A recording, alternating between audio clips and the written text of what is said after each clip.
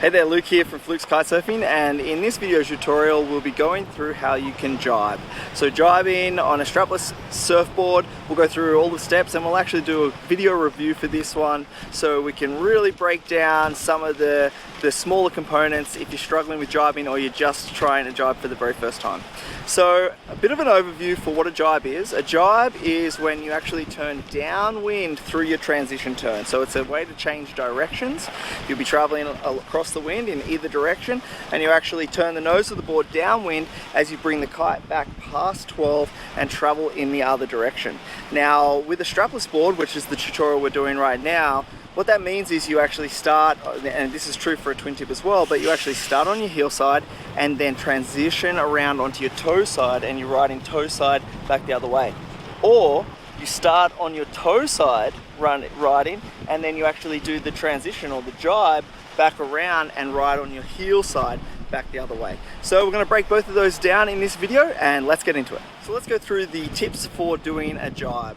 So completing a gybe, we're going to break it down into two different parts, your kite movement and your board movement. So let's start with the kite movement. For a gybe, we'll be heading across the wind, and you can start this with slow speed or moderate speed or fast speed. You can really do it at any time. And I think that one of the points about doing a gybe is, depending on how fast you're going, will depend on actually how you move the kite. So as we're coming along, we start to move the kite up to 12 and then down the other way to head in the other direction. But at that same time, what we're doing is we're following that kite around with our board. So it's a perfect combination of the timing of your kite going over past 12 and actually following that around with your board. Now, as a bit of a rule, you need to initiate the kite movement first. So think about it that you're actually following the kite around through the gybe.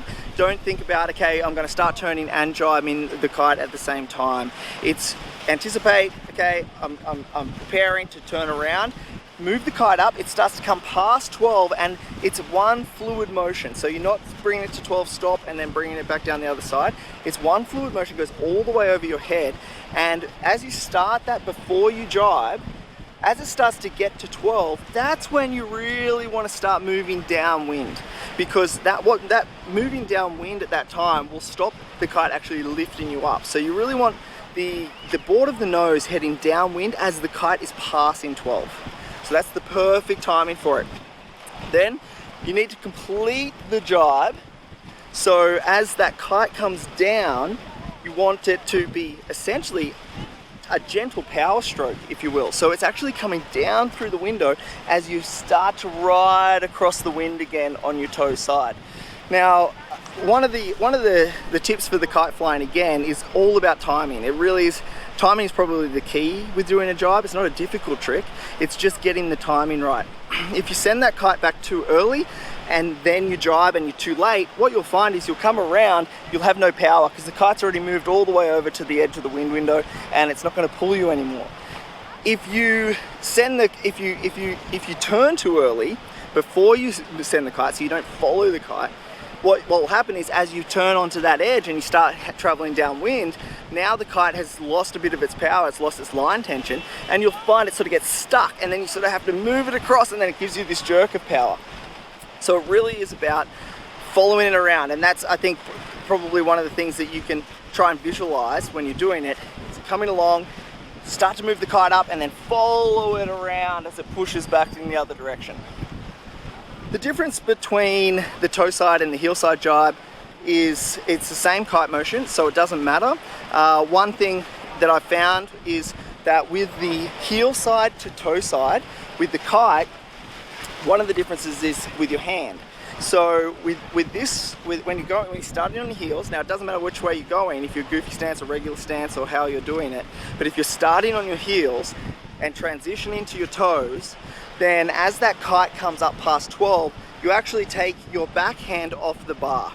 This is also a really good indication that you have to follow that kite around and you have to have initiated that kite movement before you start to turn, because your backhand comes off the bar, meaning that now your front hand, which becomes your top hand when you're traveling back the other way, is actually there to hold the kite up from hitting the water.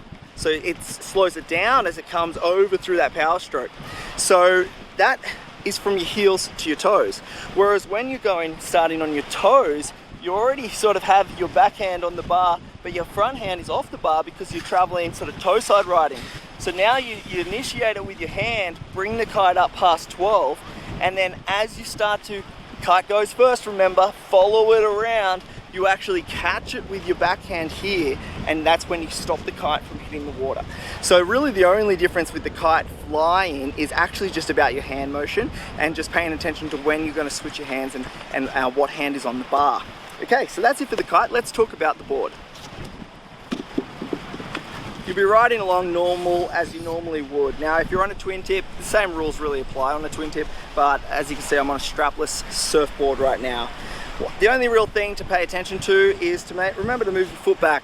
Get your foot back into position, that's going to allow that board to turn more easily. Other than that, we start on our edge as we're coming into it, and then as the kite comes over, that's when you start to initiate that turn on your back foot, start to come around, and then of course remember to transfer your weight once you get around to actually lean against it and get into that toe side. One of the problems that people might have with their board is not getting back on edge. So actually starting this big jibe and going too far downwind, and you'll feel the kite start to run out of power at that time. So remember to complete that carve with the board. So all the way around, you've got to get back on that same tack that you normally would be, that same line. Same deal for coming the other way, starting on your toe side and then wrapping it around. Remember to complete that carve. You're really leaning on your heels at this point as you start to come through the jibe, and then you're heading back into the other direction.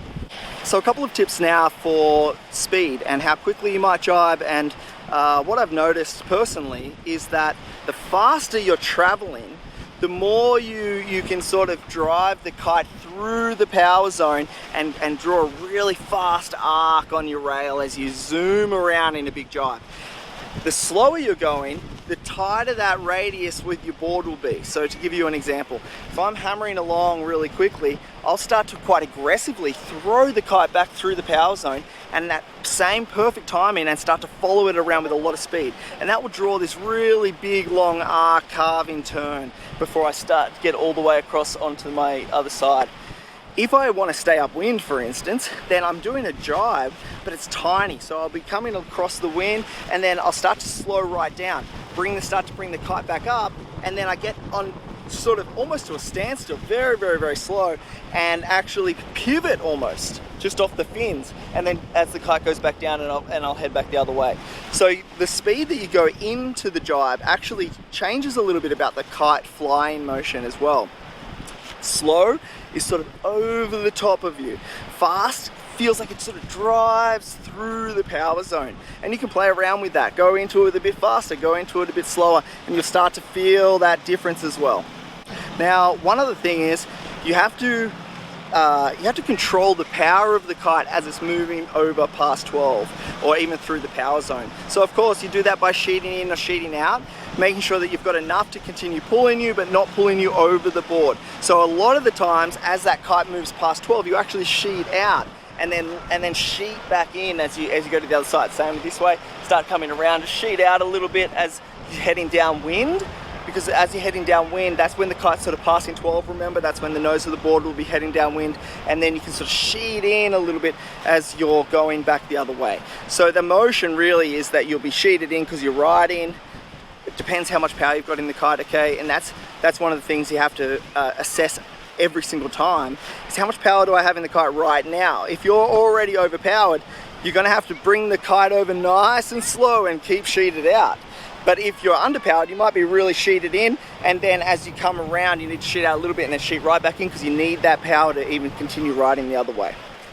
Okay, so I thought it would be a cool idea to actually go through a quick video, just a demonstration, and talk about some of the smaller things that are going on to make it really clear. The jibe is reasonably easy, but there are a few steps involved. So the first example here, we'll let it run through, is a really small jibe. You can see very much just turning around, pivoting. And like I was saying on the beach, what I actually like to do with these ones is lean back a little bit on the back foot and just pivot around on the fins. But something that I wanted to mention about this one is that you can see I'm sheeted in on the bar almost the entire way through. Only right here, just leave it out a little pump and then sheet back in and continue in the other direction. And so what's really a good thing to understand about a small jibe like this is that it's actually that different kite motion. So these smaller jibes, the kite comes up over your head like a rainbow, but then the faster one, which we'll go through next, is the kite sort of drives through the power zone a little more. So you can see this one very much more committed to the rail. So if we just pause it, a couple of things I want to talk about here is that first off, very committed to the toe side rail, so really leaning against it.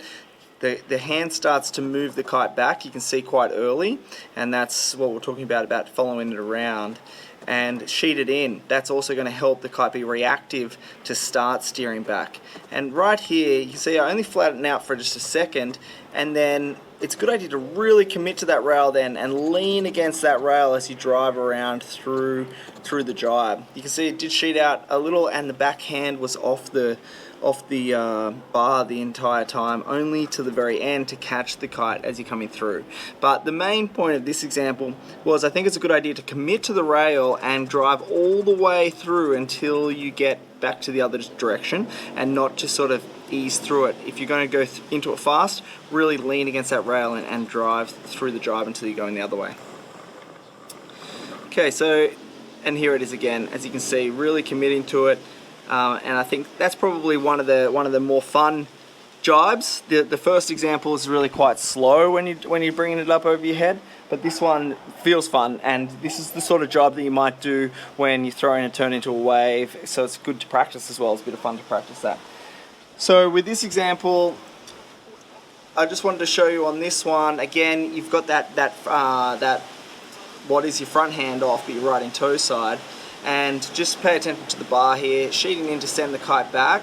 Kite's already moving back, sheet out through the jibe as the nose of the board starts to point downwind, and then sheet in to give yourself the power to go back the other way.